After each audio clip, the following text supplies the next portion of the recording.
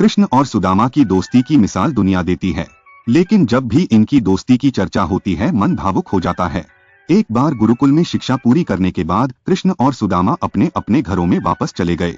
सुदामा वेद का पाठ करने के बाद भिक्षा लेकर जीवन यापन करने लगे और कृष्ण राजनीतिज्ञ बन द्वारिकाधीश बन गए। विवाह के बाद सुदामा बहुत गरीबी में जीवन व्यतीत कर रहे थे।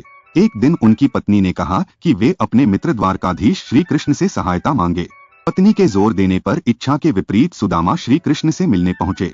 जब कृष्ण को अपने मित्र के आगमन का समाचार मिला तो वे नंगे पांव दौड़कर द्वार पर उन्हें लेने आए।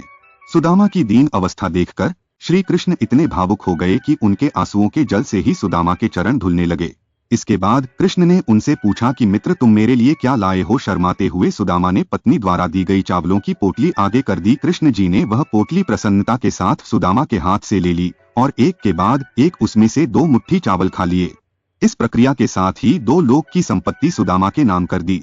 जैसे ही तीसरी मुट्ठी चावल खाने को श्री कृष्ण ने हाथ बढ़ाया, उनका हाथ उनकी पटरानी रुक्मणी ने थाम लिया। सभी लोग विस्मय से रुक्मणी को देखने लगे कि आखिर उन्होंने ऐसा क्यों किया।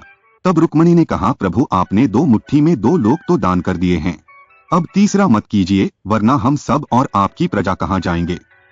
इस पर कृष्ण रुक गए और सुदामा को प्रेम पूर्वक विदा किया।